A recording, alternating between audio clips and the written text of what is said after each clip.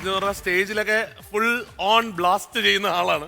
ഇപ്പൊ ഇത് മറ്റേ മുടി മുട്ടയടിച്ചത് മനഃപൂർവ്വം മുട്ടയടിച്ചതല്ലേ? മനഃപൂർവ്വം മുട്ടടിച്ച അത് എന്നിട്ട് അന്ന് അവിടെ ചെന്നപ്പോ എന്തായിരുന്നു സംഭവം പറഞ്ഞത്? ഇപ്പം പറഞ്ഞു ഇതൊരു ഇംഗ്ലീഷ് പടത്തിലെ ഒരാളെ കണ്ടിട്ട് ചെയ്ത സ്റ്റൈലാണ് എന്ന് പറഞ്ഞിട്ട് നേരെ നടന്നു ചെന്നപ്പോ ഹൈ പ്രേതത്തിലെ ജയസൂര്യെ പോലെ ഉണ്ട്.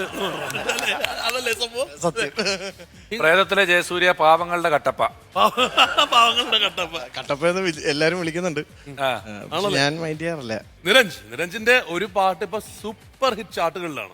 അതിന്റെ പുറകിൽ നമ്മുടെ ഇവിടത്തെ ഇതുമായിട്ടൊരു ബന്ധമുണ്ട്. അത് വിശാറിക്ക് അറിയോ? എന്താ അത്? നമ്മുടെ തീം മ്യൂസിക് ചെയ്തിരിക്കുന്നത് രഞ്ജിൻ രാജാണ്. അതെ, രഞ്ജിൻ രാജിന്റെ മ്യൂസിക്കിൽ വന്ന ജോസഫിലെ ഗാനം പൂമുത്തോളെ എന്നുള്ള ഗാനം ആലപിച്ച ആളാണ്. നമുക്ക് ആദ്യം തന്നെ തുടങ്ങാം അല്ലേ നിരഞ്ജൻ? പൂമുത്തോളെ നീരിഞ്ഞ വഴിയിൽ ഞാൻ മഴയായി പെയ്തടി ആരീരാരം ഇടറല്ലേ മണിമുത്തേ കൺമണി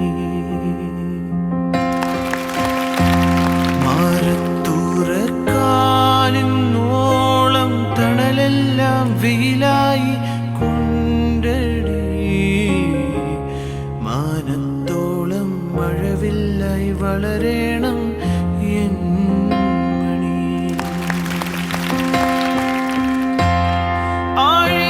ആഴിത്തിരമാല പോലെ കാത്തു നിന്നെ ഏൽക്കാം പീലിച്ചെറു തൂവൽ വീശി കാറ്റിലാടി നീങ്ങാം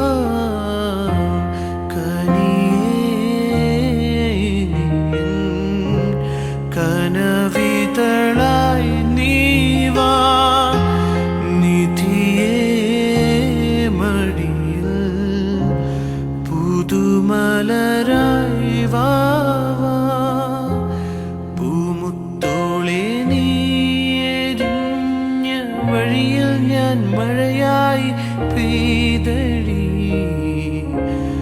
ആരീരാരം ഇടറല്ലേ മണിമുത്തേ കൺമണി.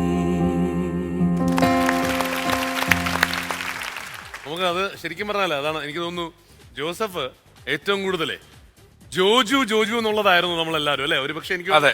ഈ പാട്ട് പോലും നമുക്കിപ്പോഴും മനസ്സിൽ ജോജുവിനെയാണ് ആദ്യം വരുന്നത്. അതെ, അതുകൊണ്ടാവണം ഒരു പക്ഷേ എനിക്ക് തോന്നുന്നു നിരഞ്ജാണ് ഇത് പാടിയത് എന്നുള്ളതിന്റെ ഒരു ചർച്ച അധികം ഉണ്ടാവാത്തത്.